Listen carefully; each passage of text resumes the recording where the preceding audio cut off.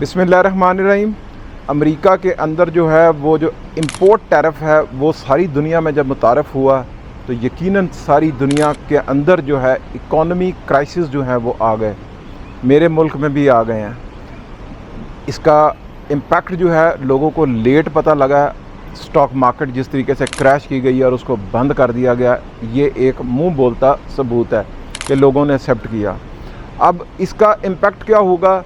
Obviously जब ये tariff आए हैं और हमें कहा जा रहा है कि हमारी जो है एक्सपोर्ट ही बहुत कम है अमेरिका के साथ और ये है वो है, तो हम अमेरिका से जो इंपोर्ट कर रहे हैं वो तो कुछ भी नहीं कर रहे, बहुत मामूली इंपोर्ट है हमारी जो अमेरिका।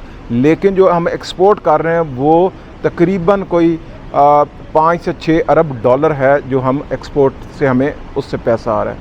अब बात ये है कि वो पैसा तो अब कम हो जाएगा, आना कम हो जाएगा, हमारा बहुत बड़ा एक शॉर्टफॉल आएगा। हमें डॉलर्स चाहिए, हमारे मुल्क में डॉलर कम होंगे, जाहिर है कि इकॉनमी क्राइसिस आएंगे। अब इस इकॉनमी क्राइसिस का मेरी रियल एस्टेट के ऊपर क्या इम्पैक्ट पड़ेगा ये मैं आपको बताता हूँ।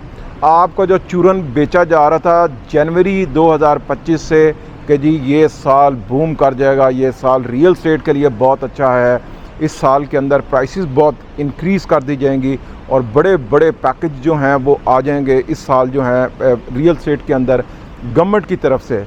अच्छा, पहला तो फेलियर आपके सामने हो गया कि इन्होंने ट्रक की बत्ती के पीछे लगाया था, वो तो आ गया हमारे सामने। अब एक नया जो है वो शोशा छोड़ा जा रहा है और हमारी डीलर जो रियल एस्टेट वाले हैं, ज़ाहिर काम तो है नहीं, तो उन्होंने कहा कि कोई ना कोई न्यूज़ जो है उसको इसके साथ जोड़ दिया जाए और कुछ ना कुछ जो है हमें उसका फ़ायदा हो जाए। तो अब वो ये उनका कहने का मकसद है कि ये टैरिफ जो है हमारे लिए तो इतना, हमारे तो बड़ा 26% कुछ भी नहीं है, लोगों का तो 52%, किसी के 38%, किसी के कितने परसेंट, हमारा तो कुछ भी नहीं है। लेकिन हमारी इकॉनमी की ग्रोथ ही क्या है, साइज़ ही क्या है, वॉल्यूम ही क्या है हमारा। तो बात यह है कि उसका इम्पैक्ट हमारी प्रॉपर्टी पे ये पड़ेगा। ज़ाहिर है पैसा नहीं आएगा, मुल्क भी चलाना है, ये क्या करना है, तो टैक्सेस को इनक्रीज़ किया जाएगा। जी हाँ, तो ये जो प्रॉपर्टी के ऊपर आपको कहा जा रहा है कि टैक्सेस कम होंगे, और ये जो टास्क फोर्स बनी है इन्होंने तो मेरा ख्याल है 10-12 करोड़ रुपए टास्क फोर्स वालों ने ले लिया, इसलिए कि जो हम मीटिंग कर रहे हैं, हम सजेशन दे रहे हैं, हम सारा कुछ कर रहे हैं और रिज़ल्ट ज़ीरो। ठीक हो गया। और दूसरे लोग जिन्होंने इनके कहने पे प्रॉपर्टियां बाय कर ली, आज वो बेचारे जो हैं वो एक ऐसे जगह के ऊपर जो हैं वो फंस गए हुए हैं जो ना निकल सकते हैं और ना उसको अपने पास होल्ड कर सकते हैं, क्योंकि उनको अब ये यकीन हो गया कि ये प्राइसेस जो इस वक्त जिस जगह पे खड़ी हुई हैं ये यहाँ सस्टेन नहीं कर पाएंगी करेंगी और ये मज़ीद जो है वो डिक्रीज़ हो जाएंगी। तो अब वो बेचते हैं तो इमीडिएटली उनको लॉस है। उसकी वजह क्या है? जब उन्होंने बाय किया था तो उन्होंने 4% जो है वो टैक्सेस दिए थे और इसके अलावा जो है उन्होंने DHA के जो ट्रांसफ़र का वो जो एक्सपेंस है वो सारा का सारा दिया था।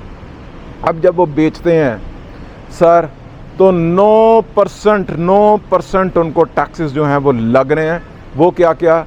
सबसे पहले गेन टैक्स 3%, उसके बाद FED टैक्स 3%, 7E टैक्स 2022, 23, 24 1% 9% आपको ये टैक्स लग रहे हैं जब आप प्रॉपर्टी अपनी सेल कर रहे हैं।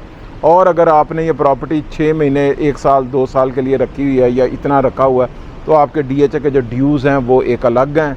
और ये वो सारे मामलात हैं जिसकी वजह से लोग अब रियल एस्टेट के ऊपर इन्वेस्टमेंट नहीं कर रहे, स्टॉप हुए हैं। जिस तरीके से स्टॉक मार्केट जो है वो क्रैश किया है, सारी दुनिया में किया। ये नहीं मैं कह रहा कि मेरे मुल्क में ही ऐसा हुआ है, सारी दुनिया में किया।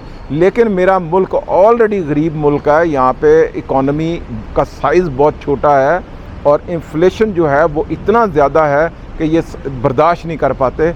और अब ये देखिएगा कि महंगाई का एक नया जो है वो साइज़ हमारे सामने आएगा और जिसमें ये रियल एस्टेट जो है वो नीचे डाउन होगी। मैं तो आपको पहले से ये बात कर रहा था।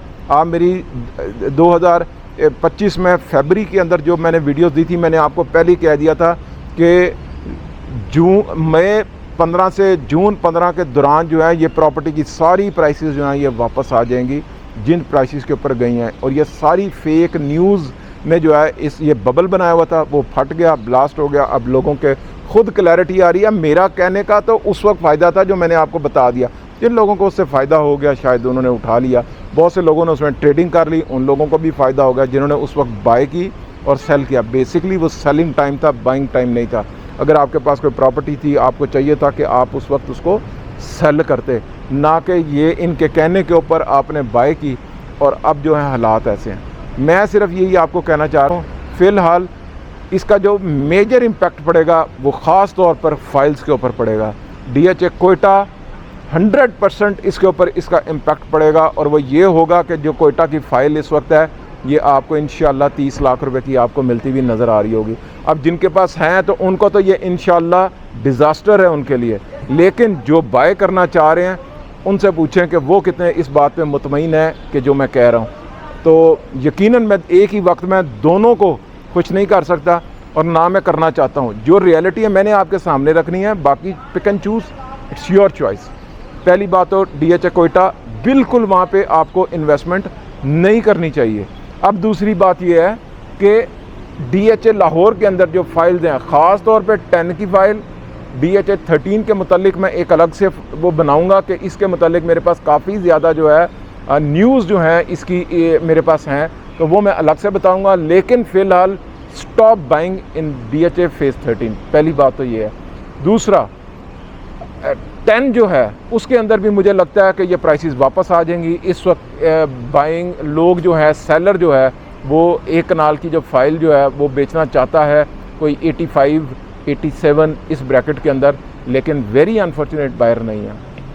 बायर कब तक नहीं होगा ये मैं तक नहीं कुछ कह सकता, लेकिन मुझे ऐसा ज़रूर पता है ये बिलो 80 जो है वो आपको फ़ाइल होती हुई नज़र आ जाएगी, जिसका मैंने आपको डेट कई वीडियोज़ में दे दी हैं और जो है मैंने आपको बता दिया है मई 15, जून 15 ये आपको इस प्राइसेस के ऊपर आ जाएंगे। तो आपको ज़रूरत नहीं है ये बाई करने की। हाँ, अगर आप फेज़ 8 के अंदर या फेज़ 7 के अंदर या फेज़ 6 में आप ये समझ रहे हैं कि करेक्शन, शायद वहाँ पे बड़ी नॉमिनल किस्म की करेक्शन होगी जो कि शायद आपको फील भी ना हो, तो वहाँ पे इतना इम्पैक्ट नहीं पड़ेगा। लेकिन जो मोस्ट इम्पॉर्टेंट बात है कि आपके पास अगर पैसे हैं और ज़्यादा अच्छे पैसे हैं, आपको पैसिव इनकम की तरफ जाना चाहिए, जिसके रेंटल आपको आ रहे हो, हर महीने कुछ ना कुछ आ रहा हो, आपको वो प्लान करना चाहिए, उस प्रॉपर्टी की तरफ जाना चाहिए, ना कि ये प्लॉट और ख़ास तौर पे फाइल नॉन पोजेशन प्लॉट बिल्कुल भी नहीं जाना चाहिए। प्रिज्म, मुझे लगता है कि प्रिज्म के अंदर बहुत हैवी किस्म की करेक्शन जो है वो एक्सपेक्टेड है, जो कि ये 3-3 करोड़ रुपए के और 3.25 करोड़ रुपए के प्लॉट हैं, ये वापस आके 2.5 करोड़ और 3.25 करोड़ रुपए का जो है वो इस ब्रैकेट में वो आ जाएंगे। तो मेरा नहीं ख्याल कि आपको बाइंग करनी चाहिए इस वक्त। हाँ, अगर आप सेल करना चाहते हैं, this is the right time.